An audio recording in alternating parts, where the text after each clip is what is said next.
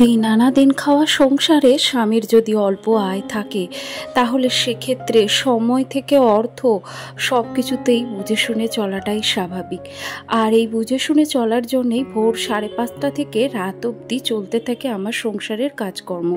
Hello everyone, good morning. কেমন আছেন সবাই? আশা করি সবাই খুব ভালো আছেন আর আমরাও ভালো আছি। আমার আরও একটি নতুন ব্লগে আপনাদের সবাইকে স্বাগত জানাই। সকাল এখন 6টা বাজে আর একটু আগেই ঘুম থেকে উঠেই আমার সংসারের কাজগুলোকে সাজিয়ে গুছিয়ে করার জন্যে ফুল এনার্জি সহকারে কাজগুলো শুরু করে দিয়েছি। তো এই ঘরে মা আর সোনা ঘুমোচ্ছে, তো যে কারণে লাইটটা জ্বালাইনি। আর যদিও মা এটা আরও একটু পরে উঠে পড়বে, তবুও লাইটটা জ্বালাইনি। আর রাত্রিবেলায় আমি আমার রান্নাঘরটাকে এমনিতেই পরিষ্কার করে রাখি, তবুও সকালবেলায় উঠে একবার ঘরটাকে মুছে না নিলে মন থেকেই যেন স্যাটিসফাইড হতে পারি না। তো সকালবেলায় বাসি ঘর ঝাড় দিয়ে এই যে একেবারে মুছে বেরিয়ে গেলাম। আর আজকে শ্যাম্পু জল দিয়ে ঘরটা মুছছি, কারণ আমি সপ্তাহে 3 থেকে 4 দিন শ্যাম্পু জল দিয়ে মুছি। মানে ওই হাফ বালতি জলের মধ্যে একটা 1 টাকাওয়ালা পাতা আর কি দিয়ে তারপরে সেটা দিয়ে আমি ঘরটা মুছি। এতে করে ঘরের ফ্লোরে যে একটু আঠালো যে ভাবটা হয়, তেল ছিটে ভাবটা হয়, সেটা উঠে যায় আর ঘর দিয়ে একটা হালকা স্মেল থাকে, যেটা আমার খুব পছন্দের। তো এই তো সমস্ত ঘরগুলো মোছা হয়ে গেছে আর এরপরে ঠাকুর ঘরটাও কিন্তু ভালো করে ঝাড় দিয়ে মুছে ফেলি। আপনাদের সাথে রেগুলার হয়তো সব কিছু শেয়ার করতে পারি না, তবে কাজগুলো কিন্তু আমার হয় না এমনটা না, প্রতিটা কাজই কিন্তু আমি সময় মতো করে ফেলি।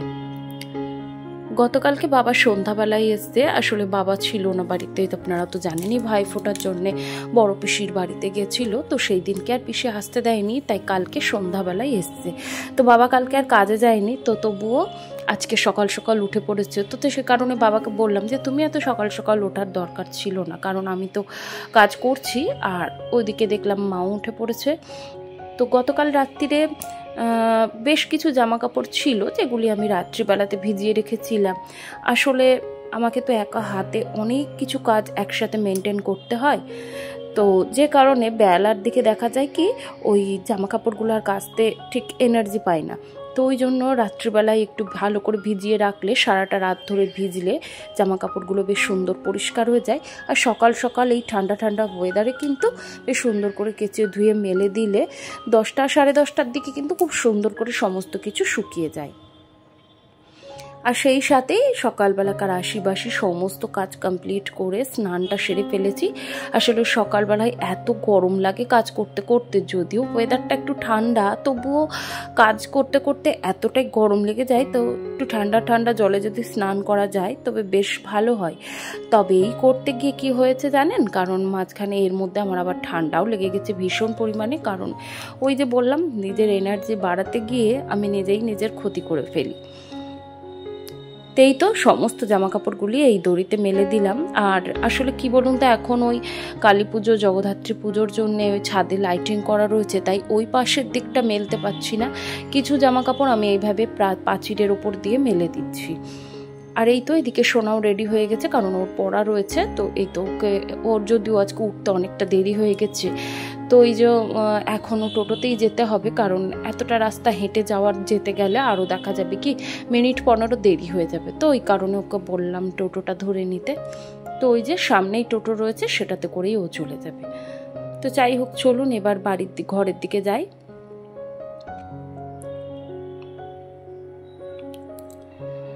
আর সকাল সকাল রান্নাঘরে এসে এরকম একটা ফ্রেশ রান্নাঘর, যদি এরকম পরিষ্কার পরিচ্ছন্ন পরিপাটি রান্নাঘর থাকে, তাহলে মনটা কিন্তু এমনিতেই ভালো হয়ে যায়।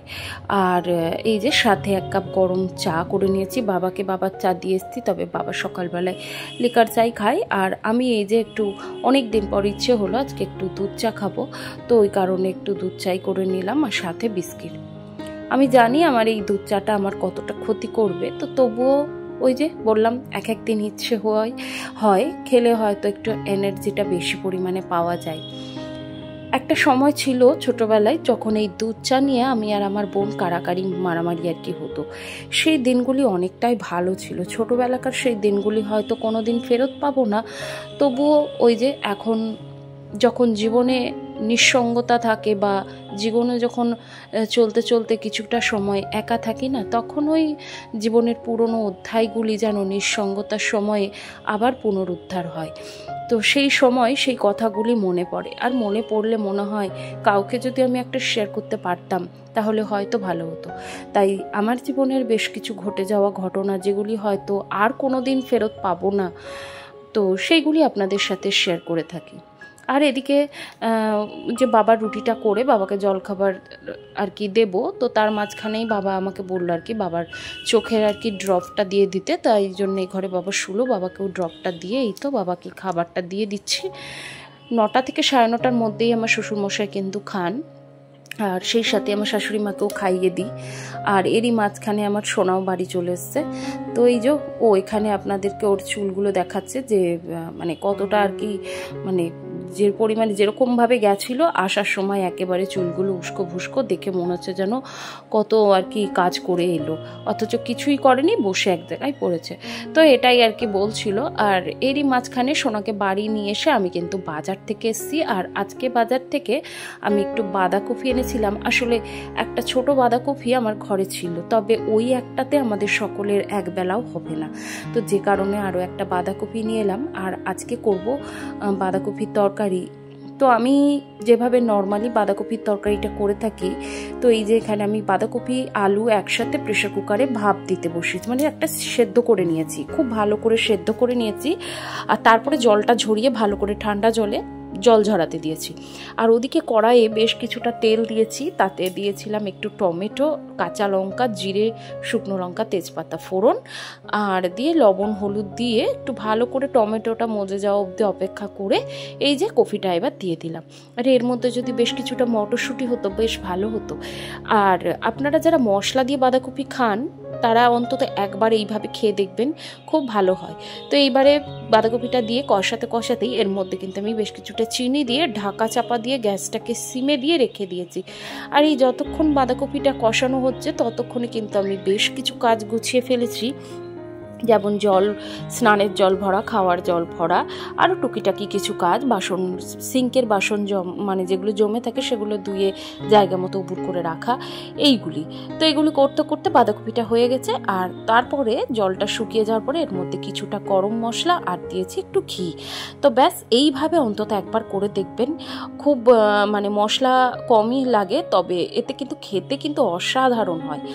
তো আমার মা কিছু কিছু সময়ে, যখন আমাদের তো গ্রামে বাড়ি ছিল, কাঠের উনুনে রান্না হতো, সময় দেখা যেত কি মশলাটা একটু কমই ব্যবহার করতো এবং খুব তেল মশলা কম দিত। তবে আমি এখানে তেলটা একটু বেশি দিয়েছি, কারণ আপনি যদি মনে করেন এক তরকারি ভাত খাবো তাহলে কিন্তু একটু ভালো করে না করলে হয় না। তখন কিন্তু আমার মা এইভাবেই রান্নাটা করে দিত, আর এরকম রান্না খেতে আমার কিন্তু ভীষণ ভালো লাগে। তবে আমি আমার মায়ের মতো এতটা ভালো না করলেও খেতে কিন্তু ভালোই হয়েছিল। এদিকে ডালটাতে মধ্যে ফোড়নটাও দিয়ে দিয়েছি। তো আজকে করব এই যে কাঁচা মুগের ডাল, আর সাথে হচ্ছে বাঁধাকপি ঘন্ট, আর আজকে করব কুমড়ো দিয়ে কুমড়োনি। বেগুনি যেটা হয় সেটা তো বেগুন দিয়ে হয়, এটা যেহেতু কুমড়ো দিয়ে করছি তাই কুমড়োনি বলা চলে। তো এটাই আজকের একেবারে সাদামাটা খাবার। আর আজকে তো শনিবার, যে কারণে আজকে সমস্তটাই নিরামিষ রান্নাবান্না হয়েছে। তো ইতিমধ্যে ভাইও খেতে চলে এসছে, খেয়ে এসে গাড়ির দিকে যাবে, তো ওই জন্য এই যে খাবারটা বেড়ে দিলাম। আর এরপরে সংসারের অন্য কাজগুলি থাকে সেগুলি সেরে নিয়ে দুপুরবেলায় খাওয়া দাওয়া করে রেস্ট নিয়ে এখন এই দেখুন সন্ধ্যাবেলা। আর আজকে দুপুরে ঘুমাবো নাই ঠিক করেছিলাম, তবুও যেন কখন একটু রেস্ট নিতে নিতে চোখটা লেগে এসেছিলো। আর হঠাৎ করেই 5টা সাড়ে 5টায় চোখটা লাগে, আর তারপরে 6টা বাজতে না বাজতে ঘুম থেকে আবার উঠে পড়েছি। আর সেই আধা ঘন্টা সময়ে না ঘুমিয়ে আরও বেশি শরীরটা খারাপ করছিল। তো যাই হোক, ওইদিকে সন্ধ্যাবাতি দিয়ে নিয়েছি, আর সোনারও পড়া রয়েছে। তো এদিকে আমি এখন ওকে প্রাইভেটে দিয়ে এসে বাড়ি শুদ্ধ সকলের জন্য বসিয়ে দিয়েছি চা, কারণ মা আর দিদিভাই ইতিমধ্যে মঠ থেকে বাড়ি চলে এসছে, আর ওরা এলেই কিন্তু আমি চাটা একেবারে করি। আর তার আগে বিকেলবেলায় যদিও একবার ভাইকে আর বাবাকে আরও একবার চা করে দিই, তবে তখন আর নিজে খাই না, তখন বসে বসে ওই যে আমার যে এক্সট্রা ক্লিনিংয়ের কাজগুলি থাকে, যেমন হচ্ছে ওই যে জামা কাপড় ক্লিন, মানে ভাঁজ করা, সে আলনা গোছানো, এইগুলি করে ফেলি। তো তারপরে এই তো চা, এখন গরম গরম চা সবাইকে সার্ভ করে দেবো। আর ওই যে বললাম আজকে সন্ধ্যাবেলায় ঘুমিয়ে পড়েছিলাম, তো যে কারণে বিকেলবেলাকার বেশ কিছু কাজ কিন্তু বাকি রয়েছে। তো এখন এই যে চাটা খাবার পরে সেই কাজগুলিকে কমপ্লিট করব, তারপরে যেটুকু টাইম নিজস্ব থাকবে তার মধ্যে আমি আমার ইউটিউবের কাজগুলিও কমপ্লিট করে ফেলবো। তো এই হলো আমার একটা ব্যস্ত জীবনযাত্রা। তো যাই হোক, আজকের ভিডিওটি আপনাদের কেমন লাগলো অবশ্যই কিন্তু একটি কমেন্টের মাধ্যমে জানাতে ভুলবেন না। যদি কোনো অংশে ভালো লেগে গিয়ে থাকে বা ভিডিওটি আপনাদের কোনো কাজে লেগে যায় তাহলে প্লিজ একটি লাইক করে দেবেন। আর আপনি যদি আমার চ্যানেলে নতুন হয়ে থাকেন চাইলে চ্যানেলটিকে সাবস্ক্রাইবও করে রাখতে পারেন। আর যদি আমার ছোট্ট চ্যানেলটিকে একটু পাশে থাকতে চান তাহলে চ্যানেলটিকে অন্তত একটি হাইপ করে রাখতে পারেন। তো হাইপ করে রাখলে চ্যানেলটি একটু হলেও কিন্তু গ্রো করবে। তো যাই হোক, এদিকে বিছানাটা একটু ভালো করে ঝেড়ে নিয়ে এখন ঘরগুলোকে একটু ঝাড় দিয়ে নেবো, কারণ এত পরিমাণ শ্যামা পোকার অত্যাচার হয়েছে। তো ঘরে যেখানেই পা দিচ্ছি পায়ের তলায় মনে হচ্ছে যেন কিছু নোংরা ঘুরছে, কিন্তু কিছুই না, এগুলো হচ্ছে শ্যামা পোকা। তো যাই হোক, চলুন আজকে এই ঘর দুয়ার ঝাড় দিয়ে এখন করব নিজস্ব, এই যে বললাম ইউটিউবের কিছু এডিটিংয়ের কাজ, যেগুলি একটু এগিয়ে রাখলে আমার কিন্তু সুবিধা হয়। তো যাই হোক, চলুন আজকের মতো আসি। সবাই খুব ভালো থাকবেন, সুস্থ থাকবেন, সাবধানে থাকবেন। দেখা হবে আবারও পরের কোনো ভিডিওতে। আর ততক্ষণের জন্য আবারও বলি, সবাই খুব ভালো থাকবেন, সুস্থ থাকবেন, সাবধানে থাকবেন। শুভরাত্রি।